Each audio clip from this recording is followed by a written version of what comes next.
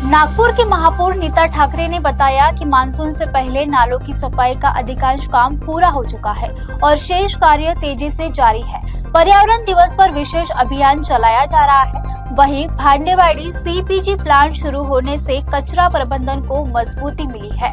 Fire safety व्यवस्थाओं की भी समीक्षा की है और आगे उन्होंने क्या कहा ये देखते हैं। महानगरपालिकेच्या मार्फत खरं म्हणजे नदी आणि नाल्यांची सफाई मागील साधारणतः महिनाभरापूर्वीच आपण सुरू केलेली आहे। नदीची देखील सफाई बऱ्याच प्रमाणात झालेली आहे आपल्याला माहिती आहे आणि विशेषतः नाल्यांमध्ये आणि जे सिवेज विशेषतः वेस्ट वॉटर लाईनच्या ज्या नाल्या आहेत त्या सगळ्यांमध्ये देखील सफाईचं काम सुरू आहे, डिसेंट्रिंगचं काम सुरू आहे। नाल्यांचा म्हणजे चेंबरचा उपसा हा देखील महानगरपालिकेच्या मार्फत रीतसर सगळीकडे सुरू आहे। 10ही झोनमध्ये सातत्याने काम सुरू आहे आणि जे थोडंसं म्हणजे अर्ध काम झालेलं आहे, जे थोडं अर्ध्यापेक्षा अधिक काम झालेलं आहे आणि जे थोडं काम अजून शिल्लक राहिलेलं आहे ते अजून काम सुरू आहे। पावसाळा येण्याच्या पूर्वी या सगळ्या ठिकाणची साफसफाई होऊन जाईल याच्यात कुठल्या प्रकारची शंका नाही आहे। आपण म्हटलं की मागील वेळेस पाणी साचलं तर हे खरं आहे, काही ठिकाणी पाणी साचतं, पुलांच्या खाली वगैरे पाणी साचण्याची स्थिती तयार होते, पण त्याही ठिकाणी काही बंद नाल्या टाकण्याची व्यवस्था महानगरपालिकेच्या मार्फत करण्यात येत आहे। नागपूर शहरातील सर्वच लोक आणि विशेषतः महानगरपालिका आणि महानगरपालिकेतील सर्वच्या सर्व जनप्रतिनिधी मिळून पर्यावरणाची चिंता करण्याचा विषय निश्चित झालेला आहे। पर्यावरणासाठी आज जागतिक पर्यावरण दिवस आहे, त्यानिमित्ताने एक उपक्रम देखील महानगरपालिकेच्या मार्फत सर्व लोकांना सोबत घेऊन करण्यात येत आहे।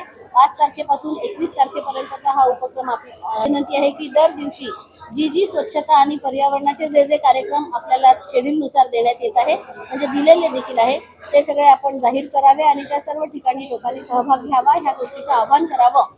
आज पर्यावरण दिवस आहे। शहरात अनेक ठिकाणी स्वयंसेवी संस्था, सामान्य सगळे नागरिक, इतर काही NGO ज्या आहे, ज्या इतर म्हणजे आध्यात्मिक आघाडी वगैरे अशा सगळ्या विभागांमध्ये काम करते आणि महानगरपालिका असं सगळ्यांनी मिळून अनेक ठिकाणी वृक्षारोपणाचं काम केलेलं आहे। वृक्षारोपणाचं हे थोडंसं सिंबॉलिक आजच्या दिवशी आपण घेतोय, कारण अजून चांगली स्थिती म्हणजे झाड जगण्यासाठीची तशी मॉइश्चर धरून राहील अशा प्रकारची स्थिती अजून झालेली नाही।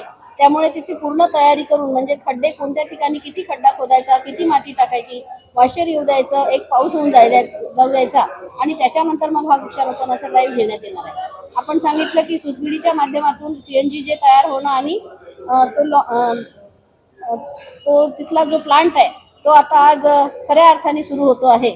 त्याची रिहर्सल घेतली गेलेली आहे आणि 28 टन CNG आपला त्या ठिकाणाहून दर दिवशी निघेल असा आहे। एक मोठा प्लांट जो देशात सगळ्यात मोठा असेल तो नागपूर शहरात होतो आहे। आपल्याला सर्वांना माहिती आहे की भांडेवाडीमध्ये आपला जो काही कचरा डंप होतो त्याच्यामुळे आजूबाजूच्या परिसरातही निश्चितपणे दुर्गंधीचा वगैरे जो त्रास होता हा सगळा त्रास आता नागपूरकरांचा पुढील थोड्या काळामध्ये संपणार आहे। आणि एवढंच नव्हे तर तिथे जे डेड आपलं कचरा जो संकलन झालेला आहे तो देखील पूर्णच्या पूर्ण काढून ती सर्व जागा त्या अर्थाने आता मोकळी होईल, या प्रकारची तयारी निश्चित सुरू झाली आहे। पुढील 2-3 महिन्यामध्ये 4 महिन्यामध्ये या तिथली ती जागा सुद्धा मोकळी होईल अशी स्थिती आहे। रेग्युलर वृक्ष छाटणी जी आहे, झाडांची छाटणी महानगरपालिकेच्या मार्फत ती करण्यात येत असते, तो एक वेगळा विषय आहे।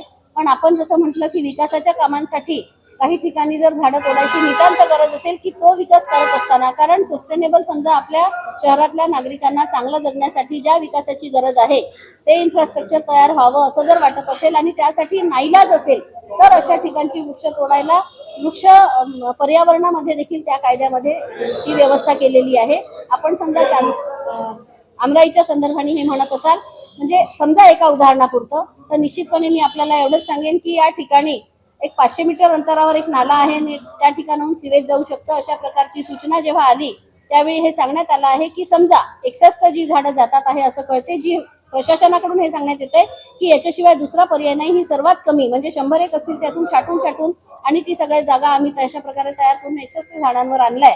तर त्या संदर्भाने समजा अधिक ते 61 ही झाडं वाचवून नाल्यामधून समजा सिवेज लाईन नेता येत असेल तर निश्चितपणे ती न्यावी असे निर्देश दिलेले आहेत। त्यामुळे पुन्हा त्या भागाची एकदा पुनर्तपासणी होणार आहे।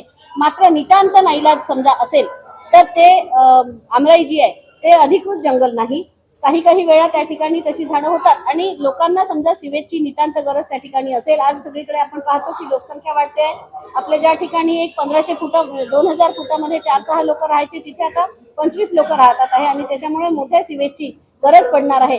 अशा स्थितीमध्ये लोकांच्या सुव्यवस्थेसाठी समजा गरज पडत असेल आणि नितांत नाईलाज असेल तर त्या ठिकाणी तो उपाय आपल्याला ती कारवाई आपल्याला करावी लागणार आहे. मात्र त्याची भरपाई निश्चितपणे आपल्याला एवढं सांगू इच्छिते, त्याचं प्रमाण जे असेल की तेवढी वृक्ष छाटत असताना त्या प्रमाणात त्याच्या दुप्पट तिप्पट चौपट जी आहे अपेक्षा त्या प्रमाणात ती वृक्ष परत लावण्यात येईल.